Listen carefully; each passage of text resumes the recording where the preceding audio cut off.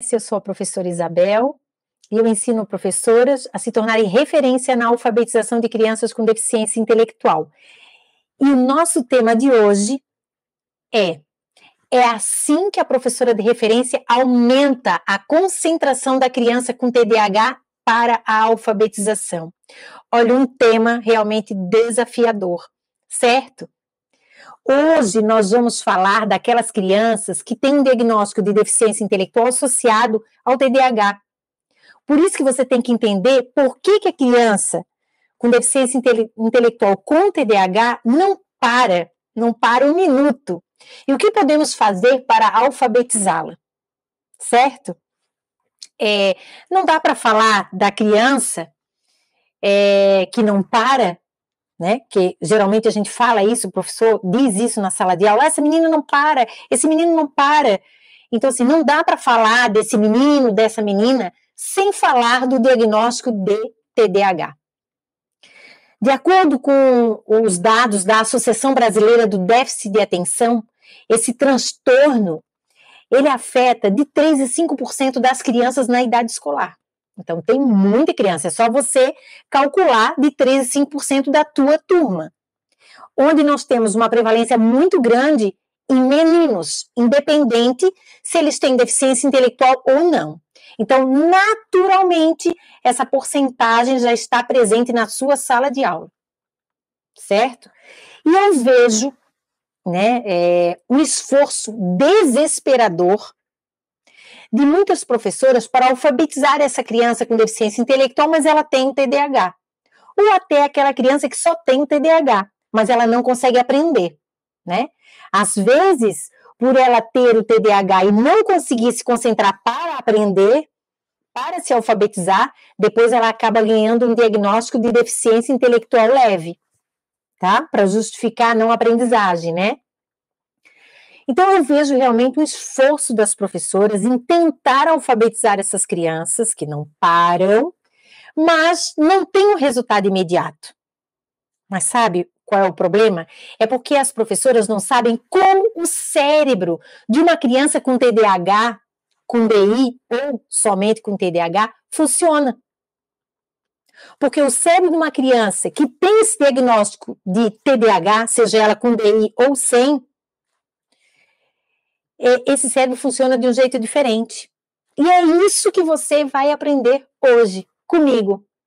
Você vai aprender como esse cérebro funciona e que estratégia é melhor para cada tipo de TDAH.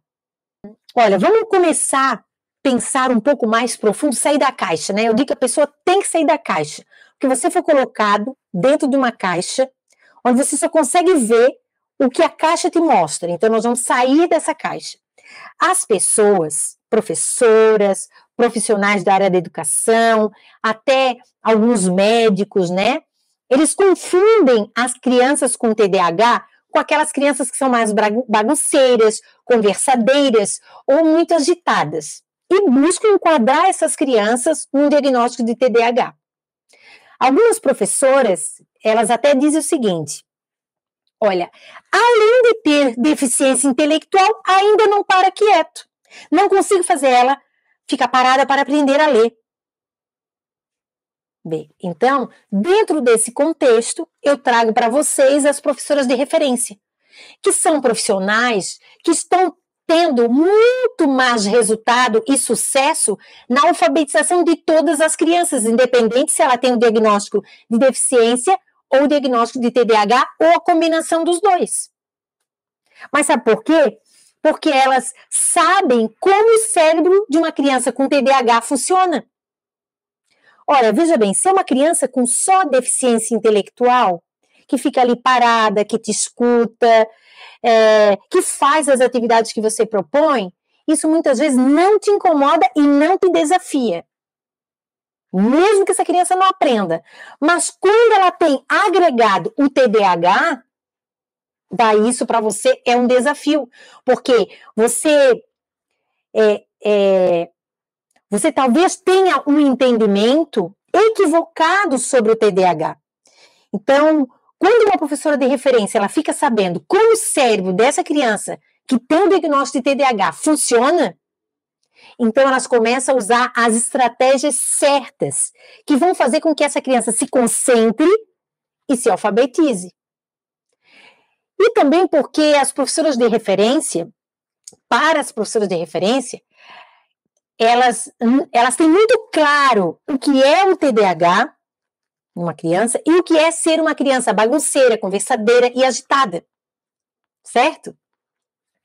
Assim, a ideia aqui hoje é a gente não colocar rótulos desnecessários, porque uma criança pode ser extremamente bagunceira, faladeira, desorganizada e ser um reflexo do que ela vive diariamente, até dentro da própria sala de aula. Então, eu não posso colocar ou enquadrar uma criança num diagnóstico de TDAH. Isso é para a gente refletir. O que nós temos que ver, assim, se ela já vem com esse diagnóstico, qual é o tipo de TDAH? Porque para cada tipo nós temos uma estratégia correta. Então, as professoras de referência, elas realmente usam a estratégia correta para o tipo de TDAH que a criança tem, para aumentar a concentração dela nas atividades voltadas para a alfabetização. Então, o caminho, quando a gente traça o caminho e o passo a passo para seguir, é muito mais fácil do que você começar, como a gente diz, né, a tirar para tudo quanto é lado. Então, a criança com TDAH, ela tem diagnóstico. E muitas vezes, eu acho que até, não tenho certeza, 70% das crianças que têm o diagnóstico de TDAH, esse TDAH continua até a vida adulta. 70%. Certo? Então, nós temos que arrumar estratégia para alfabetizar esse sujeito, que ele vai virar um adulto, ele tem que trabalhar, ele vai construir uma família, né? Ele vai ter uma profissão, então ele tem que aprender a ler. Certo? Então, o nosso desafio é esse, é encontrar a estratégia correta para alfabetizar aquela criança que tem o diagnóstico de TDAH ou de deficiente intelectual com TDAH, ou TEA e TDAH, que também pode ser. Agora, qual a diferença entre uma criança com deficiência intelectual ter o TDAH e ser bagunceira e agitada? Né? Qual a diferença? E por que isso é importante? Olha, eu já há muito tempo, eu tenho me aprofundado em acompanhar as pesquisas sobre o TDAH, né? Porque quando meu filho era bem pequeno, a médica dele, a pediatra, disse, olha, esse guri é hiperativo, esse guri tem déficit de atenção, porque ele não parava. Parecia que a gente não encontrava o botão de desliga nele, entendeu? Que é mais ou menos esse perfil, né, que a gente conhece. Parece que a criança veio com um botão que é o botão de não desliga, porque, né, ela não desliga nunca. Então, assim, eu sei exatamente o que é ter, dentro da casa da gente, um sujeito com TDAH. E eu também sou TDAH, né? Então, me interessa muito saber como é que o cérebro de uma pessoa com TDAH funciona. Primeiro, para eu me melhorar, e segundo, para eu dar conta do que eu tinha, né? Imagina, numa família, se uma pessoa tem um diagnóstico de TDAH, consequentemente, outras terão também. Se a mãe é TDAH, um dos filhos, ou mais do que um, também vai ter. E se o vô, a avó, e assim vai, né? Sempre na família tem mais do que um. Então, meu objetivo era de descobrir os verdadeiros sintomas, e não os sintomas que me rotulavam, certo? De desorganizada, de apressada, de não ter paciência, explosiva, essas coisas que geralmente está muito ligado ao TDAH. E também me interessava descobrir quais eram as melhores estratégias e mais eficientes para mudar todo esse cenário e eu facilitar a aprendizagem das crianças, né? E não mais rotular essas crianças pelo comportamento que elas mostravam. E foi aí que eu encontrei o Dr. Amen. Amen, né? Então, o Dr. Amen, ele e tantos outros, né? Eles começaram a trazer as suas próprias pesquisas, colocar isso em livros. Esse autor é um autor americano, então ele é médico e é psiquiatra e estudou durante 40 anos o TDAH, certo? Então ele tem muita, quando diz substância, aqui na minha região é substância, né? Tem muita coisa para trazer para a gente. Então a base do meu estudo é o Dr. Amen, certo? Que ele trouxe novas abordagens e que talvez você ainda não teve acesso a elas. Você sabe que o que você sabe geralmente é o sintoma do TDAH, né? Que é uma criança que não para e que dá muito trabalho na escola. Mas isso só não basta. Isso é algo até preconceituoso. Não sustenta essa definição de TDAH. Você tem que entender como o cérebro dessa criança com TDAH funciona. Esse é o primeiro passo para você aumentar a concentração dessa criança na hora da alfabetização. Muitas vezes, a atenção da criança com TDAH tem que ser guiada. Ela tem que ser guiada para essa criança continuar concentrada na tarefa. Se você não sabe fazer isso, então você não vai ter um bom sucesso, né? Você não vai ter resultados com essa criança com TDAH. Por isso que é importante você conhecer como o cérebro da criança com TDAH aprende. Olha, de um certo modo, esse encontro com você que eu estou tendo aqui é uma oportunidade de eu abrir os seus olhos, abrir os seus ouvidos para outras perspectivas, tá? Olha, quer ver uma coisa? Tem gente que diz, sou atualizadíssima. Comprei um livro, estou estudando tudo sobre TDAH. Então, vou ver se realmente você está atualizada. É uma coisa bem legal para você pensar, né? Será que realmente eu estou atualizada com relação ao diagnóstico, aos sintomas do TDAH? Eu quero perguntar para você, quantos tipos de TDAH nós temos? Quem não viu o meu story, quem viu vai saber colar. E quem não viu, tá lá, eu dei uma dica hoje à tarde, né? Quantos tipos de TDAH? Se você ainda acha que nós temos só 3 tipos, você está atrasada. Porque nas pesquisas do doutor Armen, ele afirma que existem 7 tipos de TDAH. E saber esses tipos é a chave para você usar a estratégia correta, para que realmente essa criança aprenda, tenha uma aprendizagem eficaz e se alfabetize. Às vezes você está usando a estratégia errada. Eu tenho TDAH, vou usar isso. Mas se ele não estiver dentro daquele cenário, você vai perder tempo. Então, compreender esses tipos, esses 7 tipos, é a oportunidade de você fazer a diferença na vida dessas crianças e, melhor ainda, na sua própria vida, porque você vai ter resultados. Então, se eu achava que tinha só 3 tipos, são 7.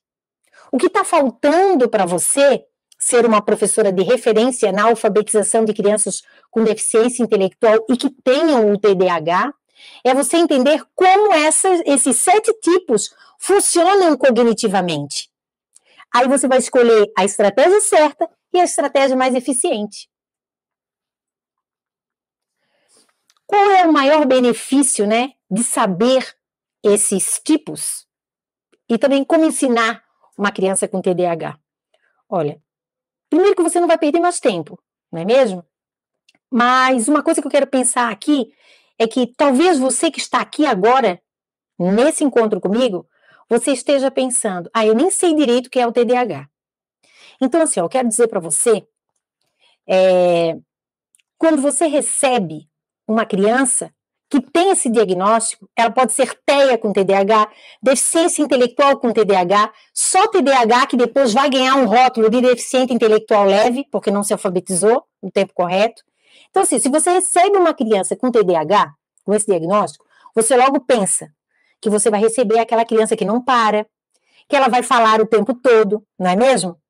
Então, eu quero dizer para você que o TDAH é uma condição do neurodesenvolvimento que afeta as funções executivas. As funções executivas, para quem é minha aluna, sabe que está ligado às operações mentais de identificar, comparar, analisar. É um conjunto de habilidades que são essenciais para que a criança possa fazer escolhas, que ela possa controlar, demonstrar autocontrole, regular as suas emoções, né?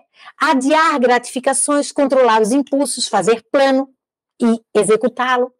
Então, se o TDAH é uma condição do neurodesenvolvimento que afeta as funções executivas, a minha criança vai ter dificuldades em organizar as coisas, em terminar as tarefas, em ficar sentado, em parar de falar, né? E olha que interessante, todas essas funções executivas, elas estão alojadas no córtex pré-frontal, que é aqui, ó, essa região roxa aqui, bordô, tá?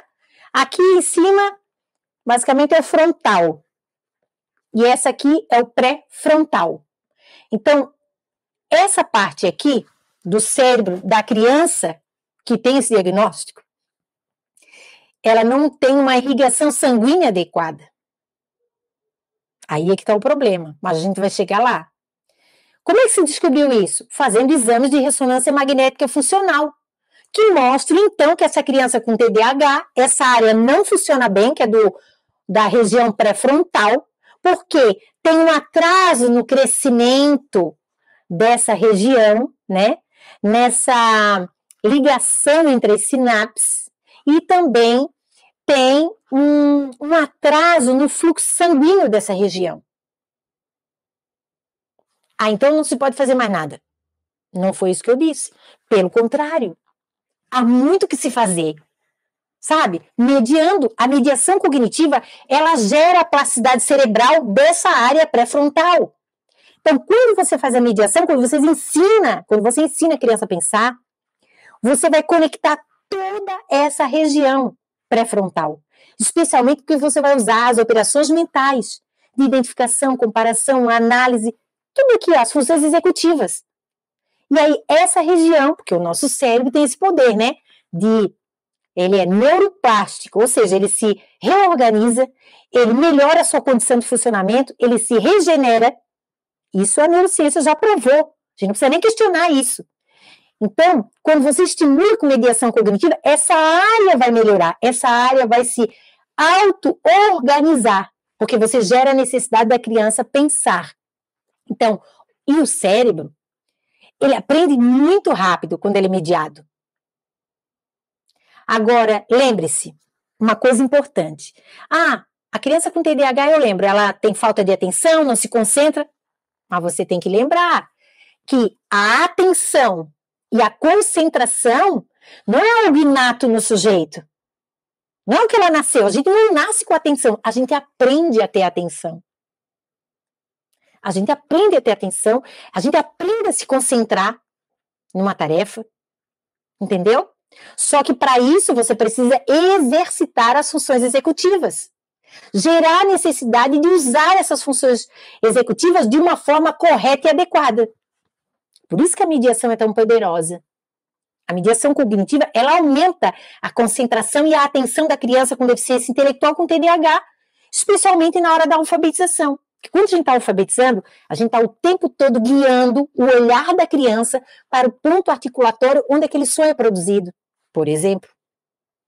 Então, é possível fazer muita coisa? É. Não é porque tem uma área lesionada que não dá para fazer nada? Não. Por isso que eu falo para vocês, o diagnóstico, ele não diz nada. O diagnóstico só apresenta as dificuldades que a criança vai ter e nunca apresenta as possibilidades dessa criança. E tem muitas possibilidades. Não se agarra ao diagnóstico. Agora, eu quero explicar para você um jeito certo de você trabalhar com essa criança com TDAH, né? Se você quer alfabetizar a sua criança com TEA com TDAH, com deficiência intelectual com TDAH, com síndrome de Down com TDAH, ou mesmo só com TDAH que tem dificuldades, você tem que pensar que essa criança, ela pode apresentar inicialmente sintomas de impulsividade, hiperatividade, desatenção e uma coisa que nunca ninguém diz, desregulação emocional. Então, assim, ó, novamente, esses sintomas que eu falei para você agora, que é impulsividade, hiperatividade, desatenção e desregulação emocional, esses sintomas de TDAH estão relacionados às funções executivas. Esses comportamentos, eles estão relacionados a um neurotransmissor chamado dopamina. Dopamina. Ah, é remédio? Não. Não é remédio. É É uma liberação de neurotransmissores que ocorre no cérebro, certo? E aí a criança com TDAH, ela tem baixos níveis de dopamina no cérebro. Mas a dopamina pode ser estimulada. Como é que se faz isso? Como é que se faz isso? Como é que eu posso fazer isso na escola?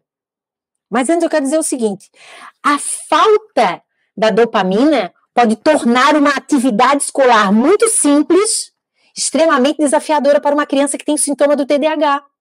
Por isso que muitas vezes você usa uma atividade que é muito simples e mesmo assim ele não consegue se concentrar. Então a ideia é que você consiga melhorar o nível de dopamina, que pode ser estimulada. Como é que se faz isso? Eu vou mostrar para você aqui um jogo. Meu jogo está todo amarradinho para não cair. Sabe esse jogo aqui, que é o jogo da torre? Que as crianças vão escolhendo uma peça, acho que nem dá para tirar, porque eu colei tudo, vão tirando e vão empilhando em cima. Certo? Elas vão escolhendo uma peça e aí elas vão fazendo a torre, né? Elas vão colocando lá em cima e a torre vai crescendo, certo?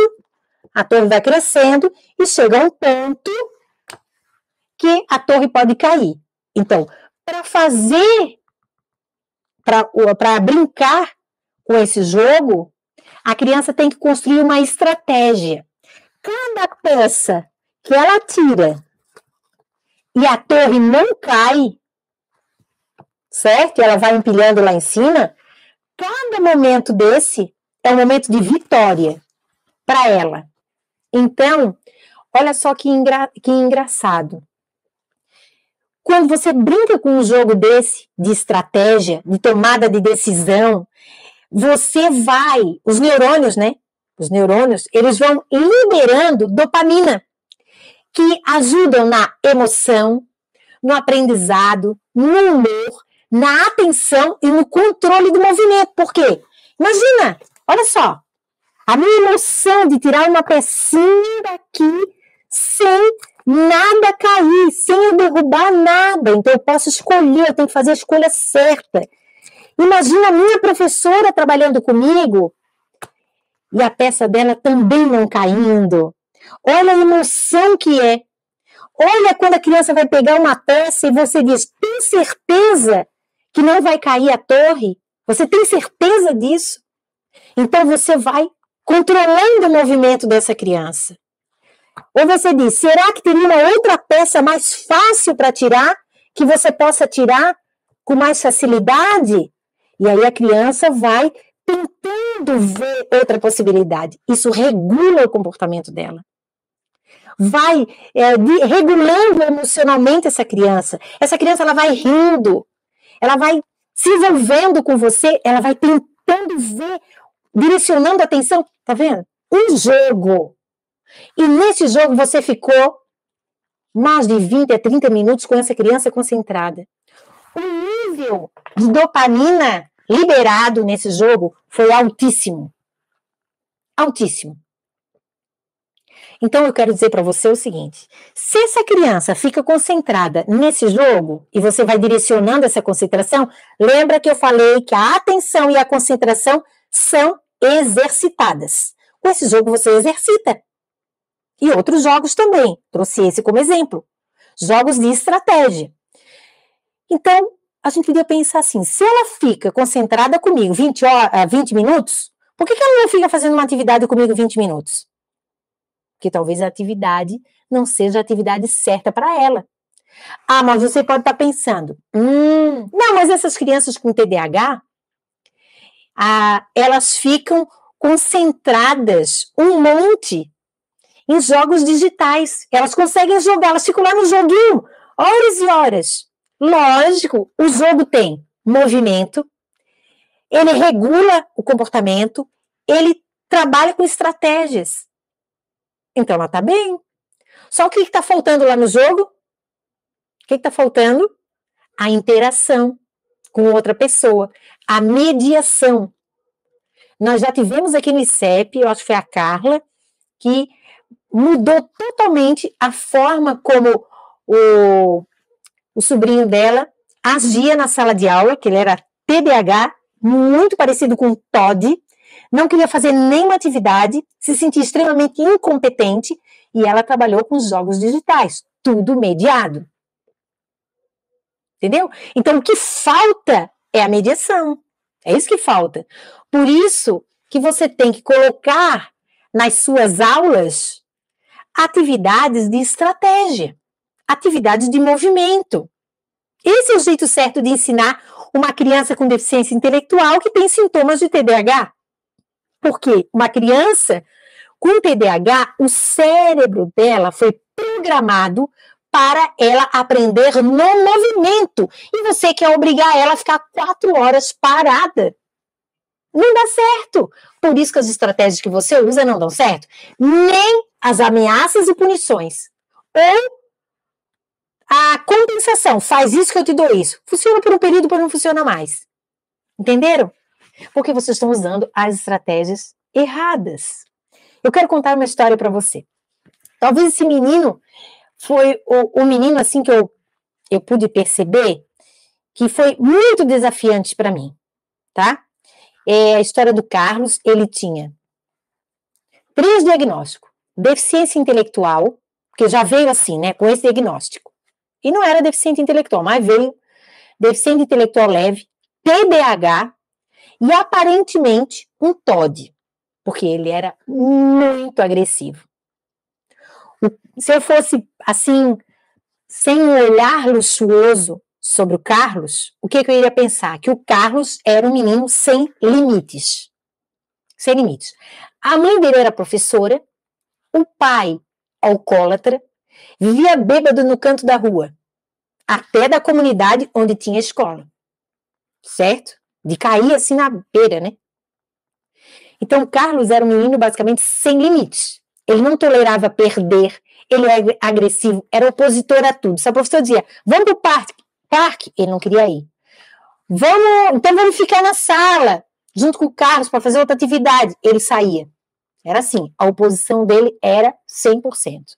Então, quando ele veio para os meus atendimentos, ele chegou a me ameaçar várias vezes de me bater. Então, esse cenário não é muito diferente de alguns dos crianças que vocês conhecem, né? Qual foi a estratégia? Eu usei jogos. E os jogos que ele gostava. Mas tinha um problema, ele queria sempre ganhar. Se ele não ganhasse, era aquele fuzuê, né? Então, e outra coisa, ele não fazia atividade escolar nenhuma. Qual a minha primeira postura? Foi descobrir que tipo de TDAH ele era. Aí, quando eu descobri que tipo de TDAH ele era, foi muito simples, porque eu juntei o que ele precisava para aprender com o que ele gostava, né? Então, se ele gostava de jogos como da torre e outros jogos, e ele precisava de estratégias específicas, atividades que fossem atividades desafiadoras, certo? Que fossem atividades que não levassem ele ao fracasso, atividades que mexiam muito com o corpo dele, com uma ação que ele tivesse que fazer. E aí, eu mediei o Carlos durante 1 ano. Olha, ele teve posso ter chamado de crise uma vez no meu consultório, que ele se jogou no chão e eu falei para ele assim, então você pode ficar aí no chão e pode até descansar, porque ele dava com os pés, sabe? Então você fica aí, porque assim, né, furioso, a gente não pode trabalhar. E eu lembro que ele pegou no sono. Ele pegou no sono ali. Então, para você ver o nível de estresse, né, que essa criança veio. Mas nós temos que levar em consideração também a família, né? A família desestruturada. Certo? Então, ele ficou 1 ano comigo. E a minha base era usar os jogos, para quê? Para potencializar a dopamina. Para ele se sentir competente, tá? Para ele se sentir competente, se sentir bem, né? Ter bem-estar. Naquele momento que ele estava comigo, ele se sentia a última bolacha do pacote. Porque eu queria que ele acreditasse em mim, que ele percebesse que eu acreditava que ele era capaz. Então, dentro da mediação cognitiva, nós temos uma estratégia que se chama critério de mediação do sentimento de competência. Tá? Ela é essencial nesse caso. Porque uma criança com TDAH, ela já viu que ela erra muito, e muito fácil, e com coisas fáceis. E isso mexe muito com a competência deles. Né? E uma outra coisa que eu usei também é a regulação do comportamento, que é outro critério de mediação, né? Eu quero te dar agora 2 dicas de como fazer isso. Você tem que anotar aí. Olha, cada vez que eu sabia que o Carlos impulsivamente ia tirar uma peça que poderia cair a torre, antes dele, ele já ia na direção da peça, antes dele tirar, eu dizia, calma, pense bem antes de fazer a sua jogada. Vá que cai. Então, o que eu fiz isso? Controlei. Fiz ele pensar. Ele ficava olhando para outros lugares. Aí ele pegava outra peça. Tem certeza? Se você tem certeza, você tira. Tá vendo? Eu dei um desafio para ele. Estava trabalhando com desafio. Se ele tinha certeza, se ele não tinha certeza, ele tinha que ter outra estratégia. Então, a regulação do comportamento eu fiz pelo jogo. Regulei pelo jogo. Ele nunca jogou sozinho. Sempre jogou jogos mediados. Para eu controlar a impulsividade. E a atenção, né? Agora, quando ele acertava e a torre não caía, eu trabalhava com o sentimento de competência. Então, eu dava um feedback para ele.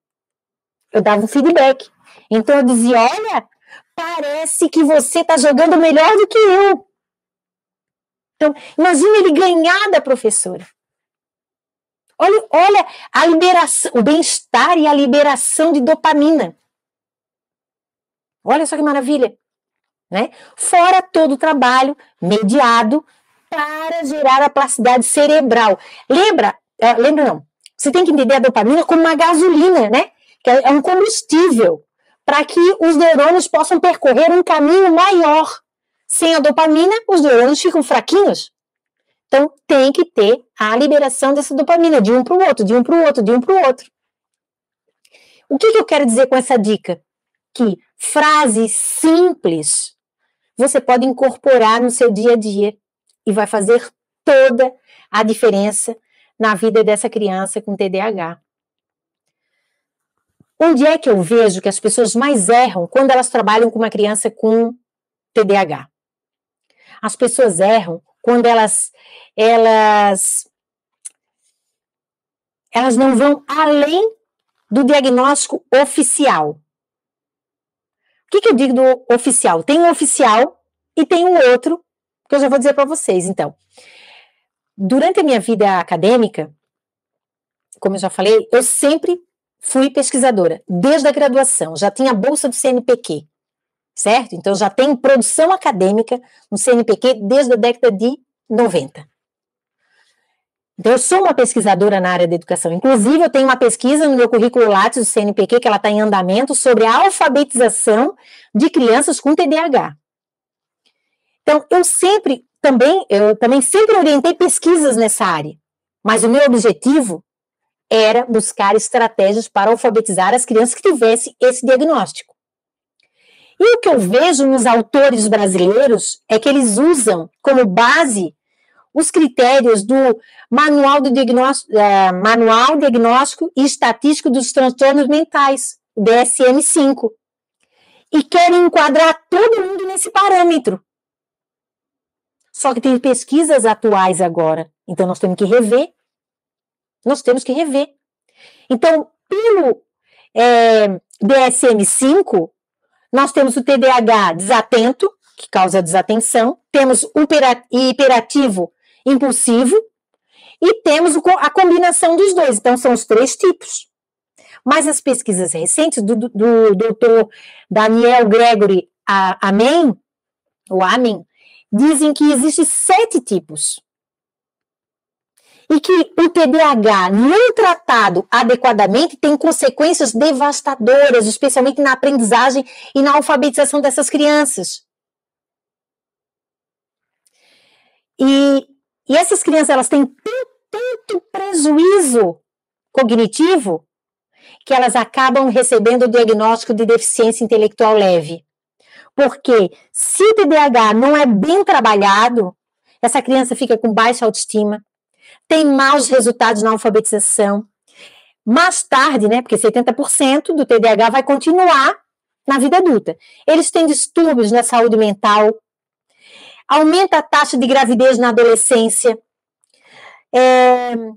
tem altos níveis de acidentes automobilísticos e abuso de drogas.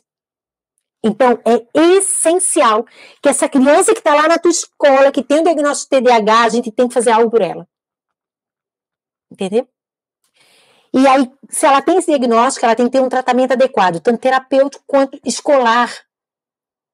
Ah, mas na escola a gente não faz tratamento, a gente ensina. Ensinar é um tratamento, só que você tem que ensinar de forma adequada. Porque a forma como você está ensinando, ele não aprendeu. E olha que interessante, o Dr. Amen, ele diz que mais da metade das crianças que têm o diagnóstico de TDAH não apresentam sintomas de hiperatividade. E você só fica focada na hiperatividade. E quer incluir até as crianças bagunceiras, desobedientes, tudo no mesmo saco. A escola tem que parar de rotular as crianças. Se a escola não sabe como trabalhar com aquela criança, tem que buscar e não rotular. O rótulo não vai ajudar em nada. Nós temos que pensar qual é a melhor estratégia para desenvolver o potencial dessa criança com TDAH. Você tem que pensar nisso. Agora, se você está decidida a fazer a diferença na vida da criança com deficiência intelectual que tem o diagnóstico de TDAH, provavelmente você está se perguntando, por onde começar? Não é? Ela fala, mas por onde começar? Olha, você tem que se concentrar primeiro nos sintomas do TDAH. Certo? Por que no sintoma? Porque de acordo com o sintoma, ele se caracteriza com um tipo. E aí, conforme o tipo, você vai procurar uma estratégia diferente, que vai aumentar a concentração ou a atenção dele. Então, eu vou apresentar aqui para vocês, rapidamente, eu vou apresentar os 7 tipos de TDAH, certo? E qual a melhor estratégia para trabalhar com cada um. Então, assim, o Dr. Amen, ele definiu 7 tipos, tá? E esses tipos, eles foram classificados conforme o sintoma. E tem uma orientação mais precisa para fazer a aprendizagem dessa criança. O que eu quero que você veja? De um modo geral, elas sempre apresentam desatenção, ou hiperatividade, ou as duas coisas juntas, mas sempre tem uma característica diferente, tá? E é isso que vai diferenciar os tipos de TDAH. Então, vamos lá. Se você tem na sua sala de aula um TDAH do tipo 1, é o clássico. É aquele TDAH que tem a combinação, tá combinado. Ele é hiperativo, impulsivo e tem problemas de atenção. É o combo. Tem as duas coisas juntas. É muito parecido com aqueles 3 que nós temos tradicionalmente pelo DSM-5, no caso, o combinado, né? Como é que eu vou trabalhar com essa criança? Porque essa criança, ela tem muito problema de se concentrar na escola, nas atividades. Olha, a estratégia é você entender que o cérebro dessa criança, que é hiperativa, impulsiva e desatenta, esse cérebro, ele foi programado para trabalhar no movimento. No movimento. Então, o que eu vou fazer com o meu aluno? Eu tenho conteúdo para ensinar. Eu tenho que alfabetizar essa criança. Como é que eu vou fazer ela se concentrar? Então, você vai dividir a sua aula, certo? Você vai dar uma aula de 20 minutos e depois você vai fazer uma atividade sensorial. Como essa criança, ela precisa do movimento, você vai movimentar o corpo dela. Cartinhas da yoga, que são movimentos do corpo que você pode fazer com a turma toda. E as crianças que são pequenas, elas vão amar. Literalmente, elas vão amar parar uma atividade para fazer uma atividade física. Essas cartinhas são assim, ó. Vão ter que fazer exercício como um caranguejo, fazer um exercício como uma ponte, fazer um exercício como a letra L, ou como um lápis, fazer um exercício como se fosse uma corda no chão, como se fosse o formato do V, do som do V, do T, pode trabalhar o som, do Y, certo? Em forma de círculo. Olha só que legal. Você pode fazer o seguinte, gente, agora é a hora do nosso exercício. O nosso corpo precisa trabalhar. Então, vamos colocar o nosso corpo a trabalhar. Vamos todo mundo ficar aqui no corredor ou numa área próxima da sala de aula, certo? E você faz uma roda e as crianças vão fazendo os movimentos. Você pode pensar assim, eu vou perder 5 a 10 minutos para fazer isso. Você não perde. Porque as crianças com TDAH, elas precisam do movimento. Elas precisam desse movimento. Então, você vai ganhar, porque elas vão voltar para a sala de aula para mais 20 a 30 minutos ficarem concentradas.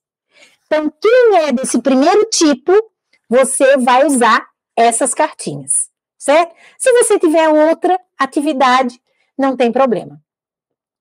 Então, esse é o primeiro tipo, combinado, o cara que não para um minuto. Agora, vamos pensar no segundo tipo. Se você tem na sua sala de aula uma criança com TDAH do segundo tipo, é o desatento. Qual é o sintoma? Ser desatento, é que a criança fica sonhando. Você deu tudo, todo mundo fez a tarefa e ela ainda está ali, né? Ela é sonhadora, às vezes você chama ela de preguiçosa.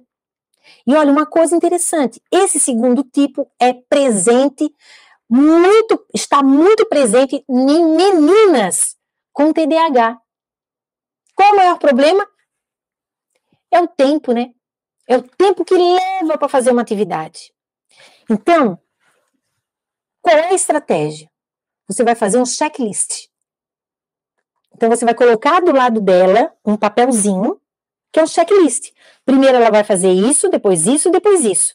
E ela vai colocando do lado. Que fez. Você está guiando essa criança para ela concluir a atividade. Às vezes é uma atividade assim, é para separar a sílaba, é para circular a sílaba mais forte e é para desenhar a palavrinha do lado. Então, tem 3 coisas numa tarefa só. Então, você tem que fazer um checklist. Você vai fazer um checklist e ela vai fazer uma a uma. Eu tenho que fazer um checklist? Tem que fazer. Você não quer uma estratégia? Ela não vai vir. Vai assim. Não vem assim. Você tem que fazer. Se você quer fazer a diferença na vida dessa criança, você tem que arrumar uma estratégia para que ela aprenda. E olha que interessante. Essa estratégia que você fez para aquela criança que é desatenta, você pode dar para todas as outras crianças, que vai melhorar também o desempenho delas. Entendeu? São as estratégias que eu proponho para você fazer, são estratégias que eu chamo de estratégias inclusivas. Elas devem ser feitas com a turma toda, mas ela foi pensada especialmente para trabalhar com aquela criança com TDAH. Agora vamos... Até agora, tudo parecido com o DSM, né? 5. Tudo parecido. Mas agora a gente vai começar a ver algumas diferenças. Então, assim, se você tem na sua sala de aula uma criança com TDAH do tipo 3, é aquela criança super focada. Super focada. Qual é o problema dela? O problema dela é que ela fica concentrada, pensando numa única coisa. E às vezes essa coisa é perturbadora. Por exemplo, o amigo olhou para ele uma vez só, ele não gostou e ele fica o tempo todo, prof, ele tá olhando para mim, prof, ele tá olhando para mim, prof. Então é um pensamento negativo, certo? É como se fosse uma obsessão por algum colega, uma oposição, uma percepção muitas vezes negativa. Então ele fica ali super focado naquilo. Então, o amigo, se esse amigo vai ser o primeiro da fila, ele já chega, já faz um auê, ele pega aquele de Cristo. Eu acho que você já conhece alguém assim. Acho que vocês conhecem alguém assim, né? Qual é o problema? Regulação emocional. E olha, essa criança, com esse tipo de TDAH, ela não é TOD, ela é TDAH. Ela guarda rancor. Ela tem reações a pequenas ofensas leves. Por exemplo, guri chato, pronto, ali já foi o auê, ele fica chateado, entendeu? Como é que a gente tem que trabalhar com essa criança? Trabalhar a mediação de sentimento e competência. É a primeira coisa. Ele tem que se sentir competente. A minha aluna, Márcia, ela recebeu, no começo do ano passado, um aluno desse tipo de TDAH. Ele pegava os outros colegas do nada pelo pescoço, dava uma gravatada assim. E aí, foi feito todo um trabalho com um sentimento de competência. Né? Sentimento de competência. Além disso, essa criança tem que ter a oportunidade de participar da sala, de falar nas coisas. Então, a gente faz a mediação do compartilhamento. Isso é muito importante. Né? Ela ter a oportunidade, ela ter voz e vez para expressar o que ela gosta, o que não gostou, qual é a alternativa. Então, essa é a estratégia, trabalhar mediação, sentimento de competência. Se você tem, na sua sala de aula, uma criança TDAH do tipo 4, que a gente chama o TDAH do lobo temporal, certo? Que fica nessa região aqui. Esse quarto tipo, ele tem baixos resultados nas atividades do lobo temporal. Aí você pensa no lobo temporal esquerdo, que acontece a alfabetização. Entendeu? Então, essa criança, ela é uma criança que ela é desorganizada, é uma criança que tem dificuldade na alfabetização, ela tem déficit de memória, irritabilidade, porque nem todo TDAH tem dificuldade na aprendizagem, ou não consegue se alfabetizar, né? Qual é o problema que aparece na escola? Essa criança não consegue se alfabetizar, tem problemas de aprendizagem, mas também tem questões comportamentais, certo? Ele se irrita com muita facilidade, ele tem um temperamento mais explosivo. Qual é a estratégia? Trabalhar a regulação do comportamento. A regulação do comportamento é diferente da regulação emocional, certo? Mas ela tem que estar presente.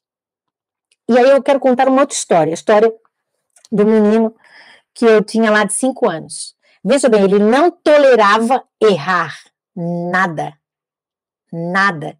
Ele tinha um temperamento extremamente explosivo, se irritava. E tinha muita dificuldade, não estava conseguindo entender as coisas que a professora explicava. Para vocês terem uma ideia, a professora deu uma imagem com vários meios de transporte e disse: avião, helicóptero, os que voam de vermelho, os que estão andando nas estradas, pintar de azul. E ele já pintou um avião de vermelho. Então, nessa hora, ele já deu piti, já jogou a carteira, já rasgou a apostila, entendeu? Já bateu com a porta da sala, já saiu gritando. Hoje ele não faz mais isso. Por quê? A gente regulou o comportamento dele. A gente ensinou para ele que quando ele errar, ele pode pedir ajuda de alguém. Que pode ser a professora, pode ser auxiliar da sala, pode ser eu, se eu estiver na escola, ou a coordenadora. Então, ele tem 4 alternativas que ele pode escolher, certo? E aí ele não precisa chutar o amigo, ele não precisa jogar a carteira, mas foi feito um trabalho de formiguinha, mas ele mudou. Então, hoje, quando ele erra, daí ele já vai procurar alguém. Ele já vai procurar alguém, tá? Então, é muito importante isso. Se você tem na sua sala de aula o tipo 5, que é o TDAH límbico, que a gente chama, essa criança, ela tem um período muito curto de atenção, ele fica altamente distraído, e aí ele é diferente do outro tipo lá, que é só desatento, porque junto com essa desatenção, ele tem a depressão, ele tem uma percepção negativa sobre ele. Qual é o problema? Ele não capricha, ele tem desânimo, ele não se importa com nada. Então, nós temos que trabalhar o quê? Sentimento de competência. E ao menor esforço dele, nós temos que dar um feedback positivo. Essa é a estratégia. Porque quando ele ganha o feedback positivo, ele dispara a dopamina, tem bem-estar, gera a regulação do comportamento, gera a regulação emocional, e ele vai mudando. Agora, se você tem o tipo 6, a gente chama que é o anel de fogo. É o tipo anel de fogo. Ele tem os pensamentos acelerados, tem sensibilidade sensorial. Ele quer ficar o tempo todo mordendo a ponta do lápis, comendo unha, mexendo com as pernas, estabilidade no humor. Fala muito e não para, né? Qual é o problema? E tem uma outra coisa, oposição. Então, além da irritabilidade, a questão sensorial, é a oposição. Por isso que na escola, qual é o maior problema? Ele é confundido com TOD. Ele é confundido com TOD. Como é que nós vamos trabalhar? Regulação do comportamento, mediação de regulação do comportamento. O 7º é o TDAH ansioso. Então, se você tem na sua sala de aula uma criança com o tipo 7, é aquela criança com TDAH ansiosa. Ela é ansiosa, ela é nervosa, ela tem ansiedade social, sintomas como dor de cabeça, dor no estômago, vomita, quando vê uma atividade, vomita, né? E qual é o maior problema? Essa criança só quer... O maior problema dela na escola é o tempo que você dá para ela fazer a tarefa, e a tendência dela é o isolamento social. Qual é a estratégia? Não vou dar estratégia, vou dar uma recomendação para você. Eu quero que você se livre dos cronômetros. O cronômetro não apoia essa criança com TDAH. E olha que o cronômetro é usado para vários outros tipos de TDAH, mas esse não dá, porque ele se concentra no tempo passando e a ansiedade aumenta por demais. Tá vendo? Estudar o TDAH não é fácil. Você sabia disso tudo? Você tinha todas essas informações? Não tinha. Por isso que você não podia fazer o certo. Então, esses 7 tipos de TDAH foram definidos pelo Amen Clinics, que é a clínica do doutor Daniel Gregory Amen, certo? É um americano. Então, esses 7 tipos vão ajudar você a tomar a decisão certa e fazer um plano para ajudar essa criança com TDAH. Vou fazer uma pequena recapitulação. Quais são os 7 tipos? Quais são os 7 tipos? Então, os 7 tipos é o clássico, TDAH clássico, aquele que tem as combinações, tudo junto.